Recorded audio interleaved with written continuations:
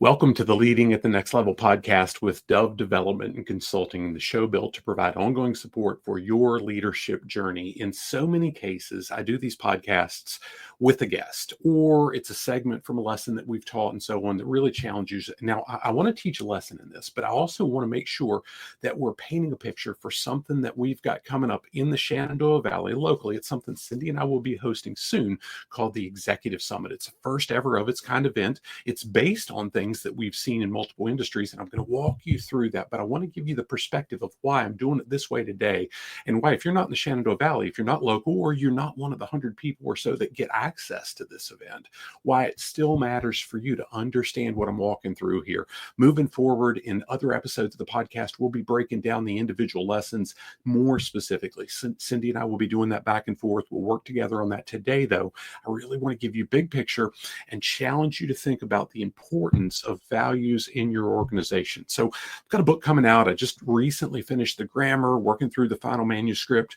of a book that's going to be called The Values Advantage. It'll be released in early 2026. We're really excited about that. We're building the entire theme of the 2026 Leadership Legacy Experience around that idea, around the values advantage and how it's crucial for your organization. But in October, specifically October 17th of 2025, we're going to be hosting the first ever Executive Summit experience. And it's going to be based around 3 chapters from the Values Advantage. Those 3 chapters kick off section 2 that's really geared at providing the practical application for building a values-based culture. It's some how-to, and I'll talk about more of those in just a little bit. But again, it's something that I feel like can really, wherever you're at, even if it's not an event you can personally participate in because it's limited, we're only putting a certain amount of people in that, and I'll give you that framework shortly. Even if you can't be part of it, understanding how it's structured and why each piece that I'll share with you now briefly, and more with Cindy over the next several weeks in different episodes in this podcast, why each of these pieces matter so much, regardless of where you're at in an organization. If you've got a little bit of leadership responsibility or a lot of leadership responsibility, those things matter so much. Now, the history. For more than 10 years, Cindy and I have hosted an event called the Live to Lead Harrisonburg Experience, where we buy some content from John Maxwell, from Maxwell Leadership, and we have some on-screen stuff that's put into the day. We do an opening keynote, and we close the day. Since 2018, we've closed the day with what we've called an Executive Summit event. And that's really a pared down experience. We took the room from 225 or so folks the last several years we hosted the event down to no more than 50 or so in this Executive Summit. And it was geared at initially business owners, high-level executives. We've since opened it up to mid-level managers moving toward those executive roles to be able to facilitate interaction, networking around a common theme. So one of the things that Cindy and I've seen over the years, and gosh, more than 20 years ago, that's how I kind of catapulted my career, if you will. I inserted myself in a committee. I don't like committees much, but I put myself in one because it gave me an opportunity to network with people in the industry I was in at the time that had much more experience, and I could learn from them. I've been in peer groups in different industry associations and in different segments of the industry, be it HVAC, mechanical contracting, electrical. All these different industries have peer groups, manufacturing, you name it. Your experience with them too, whether it's banking, financial services, whatever. Industry groups exist. What we had never seen, and I remember having a conversation with the CEO, the president of a local, extremely high-level general contracting company, and he and I were talking around. He said, "Yeah, Wes, I've been to this for my industry, but I've never seen one that's specifically focused across industries on organizational leadership development." And that really birthed the idea of that initial Executive Summit piece at the end of our Live to Lead Harrisonburg event. It was initially about an hour and a half. We broke the folks into tables to where they were paired with folks that they may not have relationships with, and we asked strategic questions based on what they had heard throughout the day to really gear them toward taking action on what they'd heard and developing new relationships, having new peer experiences to hear how different industries deal with the leadership issues in their teams. The common thread is that they all dealt with people. They all had people issues. They all wanted to serve their people. And we were really intentional about making sure the folks involved had that pure heart that wanted to serve the people on their teams. It wasn't just about cracking the whip, being a good manager or executive. It was about how can I lead effectively? And it grew.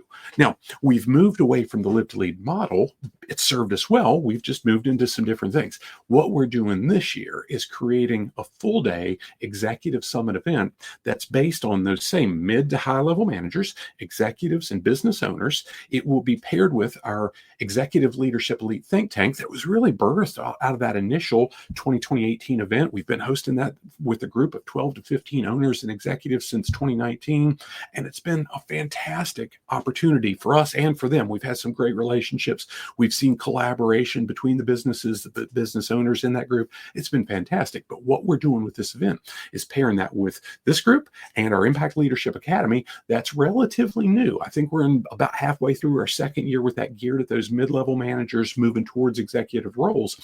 And we're opening it up to no more than 100 public participants, all with that level of responsibility. And we're going to have 3 specific sessions that share content, but then at the end, we pair people with the folks at their tables and walk them through that same level of intentional dialogue about what they pulled away, how they can apply it, and how they can learn from the folks that they're with at their tables in the organization. So we're really excited about that.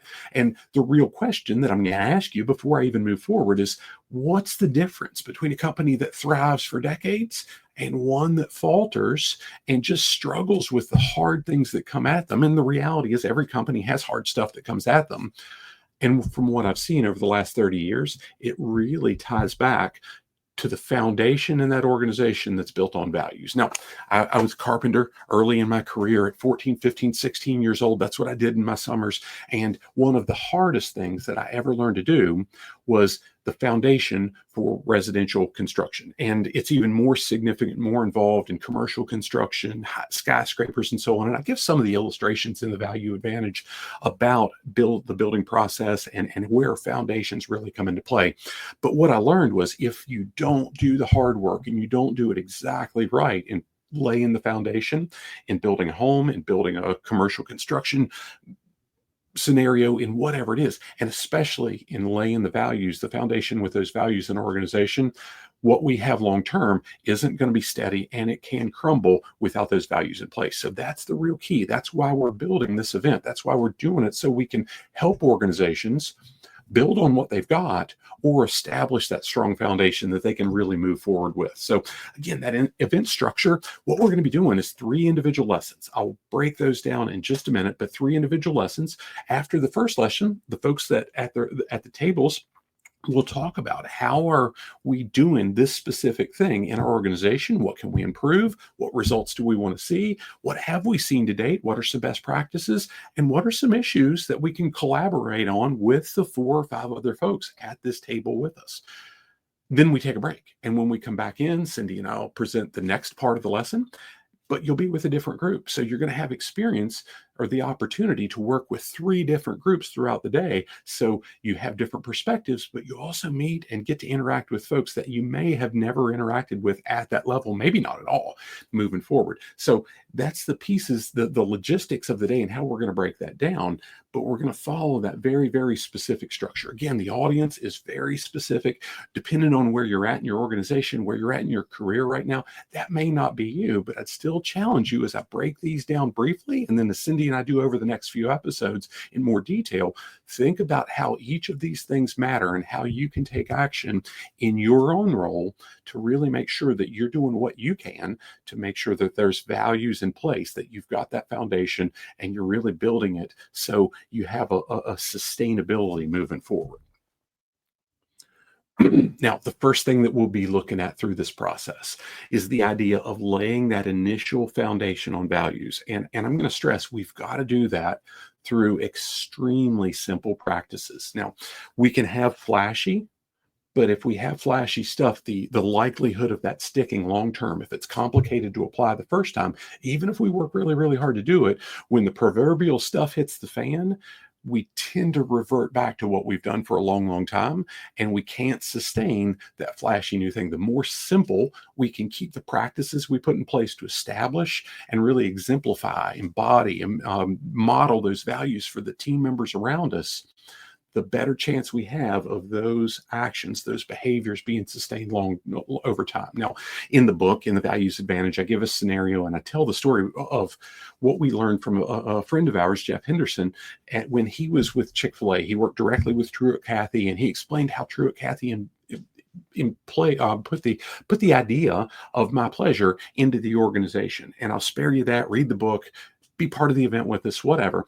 But the idea to get my pleasure into what you and I know every time we go through the exceedingly fast drive through, the smooth, the process of getting stuff very, very fast. And we always hear my pleasure over and over. We expect that every single time. It took Truett Cathy 10 years to embed that as part of the organizational DNA, the culture, if you will. And had he given up along the way, it wouldn't have happened. But the rest of that is, if he would have made it complicated, that wouldn't have happened either.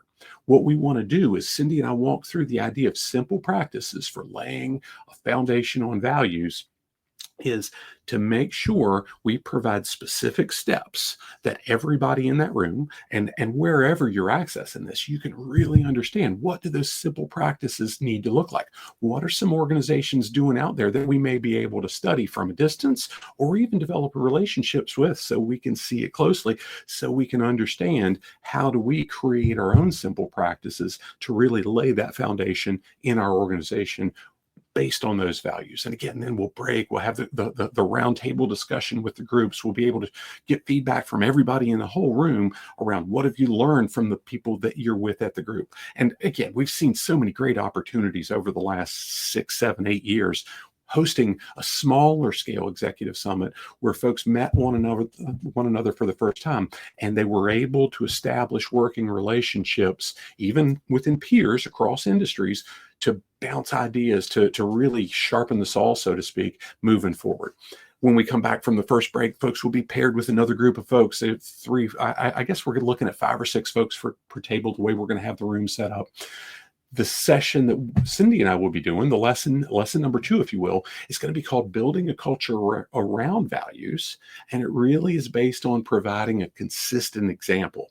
I've seen in so many cases where the executive in an organization, I'm going to struggle to not refer to them as a leader. And if they're not doing this consistently, I would struggle to say they're leading. But I've seen many scenarios where a manager, an executive, a business owner, if you will, whatever, they come in and say, these are our values. And then they never talk about them again. Or this is how we embody our values. This is what we need to do to make sure our customers see our values, or our team members see our value. But they don't talk about them again. Consistency really is the key. We've got to make sure that the consistent example that we provide daily really does exemplify, here's what our values look like in practice. The lesson we'll be sharing really walks through that on a day-to-day, hour-to-hour basis. And how do we exemplify those specific things that we've identified as our core organizational values that we want every action, every activity to be based on, so our customers, our clients, our team members, anybody that we reach understands, here's who we are, this is what we do, and just as importantly, here's why we do it. Now, again, as we break and we have the conversations, we'll have some very strategic questions that challenge folks to discuss the ideas that they've pulled away from that at their tables, and how do they identify the specific action steps that they can take moving forward in their own organizations. The third lesson we're going to dig into with that is, how do we use those values that we have, that we put simple practices in place for, we've provided a consistent example for, how do we set a sustainable expectation to create a lasting legacy around those values in our organization? None of us want to do work once and it die with us leaving an organization. The goal is, how do we create a legacy that impacts people long term? And that's the work that we'll be doing in the third lesson. And again, we'll follow that up in that third group, where folks are paired with yet another group of people, other leaders that they can talk with at their tables. How do we apply it? What actions can we take? What results do we want to get? And how can we sustain those things moving forward to really make a positive impact on our teams, but more importantly, on the entire community that we serve? We'll wrap the day up. One of the things that Cindy and I have seen over and over and over, the executives, the higher level managers that we work with, business owners, they have some of the most responsibility of anybody that we deal with ever. And we always wrap up a lesson by saying, what are you going to do different? What result do you want to get? How do you expect to see it in your bottom line? How is the juice worth the squeeze? The challenge becomes for the busiest professionals, the busiest leaders, taking the time when they get back to their office to identify their action steps, develop a plan to put it in place. It may not happen. There's other fires that come at them. There's things that come up that they've got to take responsibility for that no one else in their organization can do. We've built time into this event for them to develop their strategy before they ever leave the room, and we'll be able to allow the opportunity for them to share that throughout. Now, if you're not part of the event, my challenge is still, how do you make sure in any lesson that you're looking for, how do you make sure that you're applying it? It's one thing to take notes. It's a whole different thing to be able to make sure you're applying it in a way you can get measurable results, because at the end of the day, we're all responsible for moving the needle forward in our organizations. Those are the pieces that we're working to build. We're going to have some amazing folks there. All of the folks that are in part of our executive leadership elite think tank, both the public group as well as the corporate groups that we do, they'll be involved in this. Our Impact Leadership Academy attendees, they'll be involved in this. So it's already, that represents 25 to 30 folks at this point. So there's about 100 total seats left open publicly, actually less than that because some are spoken for. And the link should be wherever you're accessing this, be it on social media, on a stream, or through the podcast or whatever. But there's links to take a look, learn more about that and so on. But we'll have some amazing leaders in the room that will be able to connect you with and help you learn and experience what the values advantage really looks like in your organizations. And just as importantly, how it builds to the experience we're putting together for the Leadership Legacy event on June 12th, 2026, and how we'll be able to do some powerful things in that, and how we'll be able to help you tool up your entire team to make sure that those foundational core values in your organization aren't just words on the wall. They're not just words in a handbook. It's how you make every decision: hiring, firing, discipline, leading, everything in the organization. It's who you're really known for as a company, and it's how you make a positive impact with all that you do moving forward. I hope this serves you well. It gives you a decent perspective on the front end of what to expect from the Executive Summit on October 17th locally. If you're at a distance and catching this out, reach out to us if you've got questions on the values. We've put some of this together at this point in a smaller scale package. It's actually available through our Leading at the Next Level digital program. And what I'll say to you is, if you've got a need, the event itself, the Executive Summit, just like everything we do, it'll be approved for continuing education credit through the Society for Human Resource Management and the Human Resource Certification Institute. But our entire Leading at the Next Level program is as well, with now more than 160 individual lessons that are approved. And what I'd say to you is, if you have the need for that continuing education credit, send me an email at admin@dove-development.net, and I'd be happy to hook you up with a 45-day all-access trial to kick the tires, get a feel for what that's about. We, again, 160 or more individual lessons in the digital side, but we do new ones that we do live every month for the folks that are part of the program. And we close those with unrecorded Q&A, so we can provide some one-on-one guidance on how to take that actionable steps from what they've identified in the lesson to get measurable results for the teams that they lead, the organizations that are part of. Now, I hope this serves you well. Look forward to seeing you soon. Again, coming up, Cindy and I will be working through additional episodes where we really dial in on those 3 specific lessons, detailing the simple practices, providing that consistent example, and setting sustainable expectations for the teams we lead. We look forward to seeing you soon. Make it a great day, and God bless.